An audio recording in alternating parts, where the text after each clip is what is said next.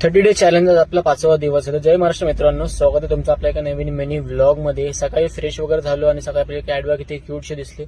आलो आपल्या हॉटेलवर पुन्हा सेटअप वगैरे रेडी करून घेतला. पुरा सेटअप रेडी झाल्यानंतर कस्टमर सुद्धा यायला सुरुवात झालेली. मम्मीने सगळ्यांना इकडे कस्टमर जेवण वगैरे दिलं. आजचा आपला मेन्यू होता दाल, राईस, जिरा, छोले, वांगा बटाट्याची भाजी, व्हेज पुलाव, पापड, सॅलड वगैरे. तर इकडे आपण थोडं काम वगैरे करून झाल्यानंतर मम्मीने की आपल्या सगळे टिफिन वगैरे पॅक करायला पण सुरुवात केलेली. टिफिन वगैरे सगळे आपल्या इकडे पॅक झालेले व्यवस्थितपणे. आपण सगळे टिफिन आपल्या कॅरी बॅग मध्ये भरत होतो आणि आपल्याला निघायचं होतं आपल्या रोजच्या कामासाठी. आज काय जास्त काही काम नव्हतं, कमी डबे होते, त्यासाठी आपण निघालो टिफिन डिलिव्हरी करायला.